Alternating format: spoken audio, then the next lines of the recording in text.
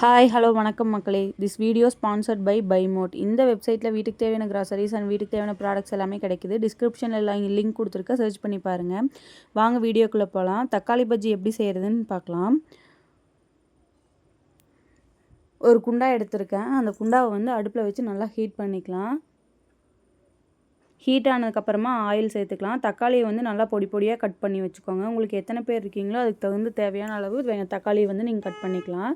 அதுக்கு தேவையான அளவு எண்ணெயும் நீங்கள் ஊற்றிக்கலாம். எண்ணெய் நல்லா சூடாகட்டும். அதுக்கப்புறமா கடுகு சேர்த்துக்கலாம்.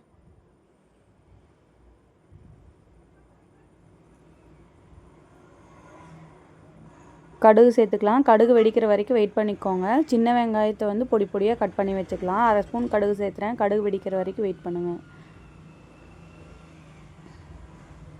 வெங்காயத்தை வந்து பொடி பொடியாக கட் பண்ணிக்கோங்க. கருவேப்பிலையும் கொஞ்சம் எடுத்துக்கலாம். நல்லா ஹீட் ஆகட்டும்.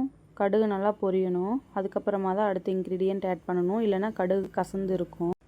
வீடியோக்கு லைக் பண்ணிடுங்க, ஷேர் பண்ணிடுங்க, சப்ஸ்கிரைப் பண்ணிடுங்க. வீடியோக்கு சப்போர்ட் பண்ணுங்கள் ப்ளீஸ். நெக்ஸ்ட்டு ஆனியனும் கருவேப்பிலையும் சேர்த்துக்கிட்டேன். இதை வந்து நல்லா ஃப்ரை பண்ணி விட்டு இது நல்லா ஃப்ரை ஆகட்டும். அது வரைக்கும் வெயிட் பண்ணிக்கலாம். தக்காளி வந்து நல்லா கழுவிட்டு பொடி பொடியாக கட் பண்ணிக்கோங்க. தக்காளி பார்க்கும்போது நல்லா இருக்க மாதிரி இருக்குது, பட் அதுக்குள்ளே ஒயிட் கலரில் சின்ன சின்ன புழுக்கள் எல்லாம் இருக்குது. மருந்தடிக்காத பழங்களாக இருந்ததுன்னா கண்டிப்பாக அதுக்குள்ளே புழுக்கள் இருக்கும். நீங்கள் கட் பண்ணி யூஸ் பண்ணும்போது பார்த்து கட் பண்ணிக்கோங்க. மருந்தடிக்காத இயற்கையான தக்காளிங்கள்லாம் கண்டிப்பாக ஒரு சில இதுலையெல்லாம் இருக்கும். எல்லாத்துலேயும் இருக்குன்னு சொல்ல முடியாது. கொஞ்சமாக வரமிளகாய் சேர்த்துக்கிறேன்.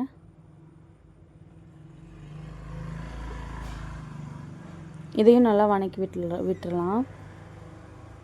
இந்த மாதிரி பொன்னிறமாக வணங்கணும். அது வரைக்கும் வெயிட் பண்ணிக்கலாம். நெக்ஸ்ட்டு இந்த மாதிரி வணங்கினதுக்கப்புறமா தான் தக்காளி பாருங்கள் என்ன மாதிரி நான் என்ன சைஸில் கட் பண்ணியிருக்கேன்னு. சீக்கிரமாக வெந்துடும் இந்த மாதிரி நீங்கள் பொடி பொடியாக கட் பண்ணும்போது. இதை நல்லா கலக்கி விட்டுருங்க. அடி பிடிக்க விட்டுறாதீங்க. தண்ணி சேர்த்த வேணாம், கடைசியில் பார்த்துக்கலாம்.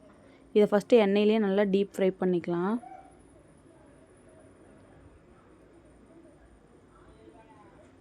நல்லா கலக்கி விடுங்க. நெக்ஸ்ட்டு உப்பு சேர்த்துக்கலாம். கல்லுப்பு.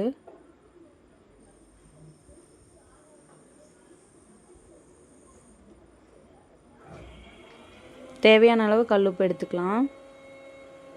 இந்த மாதிரி கல்லுப்பு சேர்த்துக்கோங்க. நல்லா கலக்கி விட்டுட்டே இருங்க. தக்காளி வந்து நல்லா குத்தி விடுங்க. நல்லா மசிச்சு விட்டீங்க அப்படின்னா சீக்கிரமாக தக்காளி வணங்கிடும். இது வீட்டில் அரைச்ச மிளகாத்தூள், அதை சேர்த்துக்கிறேன் 1 ஸ்பூன்.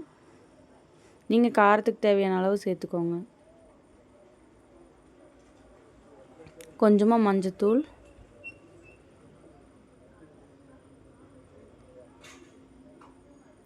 பெருங்காயத்தூள் கொஞ்சமாக.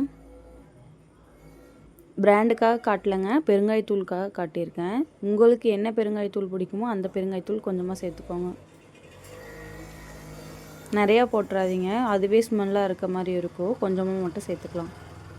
டேஸ்ட் வைஸ் நல்லாயிருக்கும். நெக்ஸ்ட்டு தக்காளி இந்த அளவுக்கு நல்லா மசிஞ்சதுக்கப்புறமா கொஞ்சமாக தண்ணி சேர்த்துக்கலாம். 1/2 டம்ளர் தண்ணி. அதாவது தக்காளிக்கு நான் எந்த அளவுக்கு தண்ணி ஊற்றிருக்கேன்னு தண்ணி கொஞ்சமாக சேர்த்ததுக்கப்புறம் கொதிச்சதுக்கப்புறம் தக்காளி பஜ்ஜி ரெடி. தேங்க்யூ.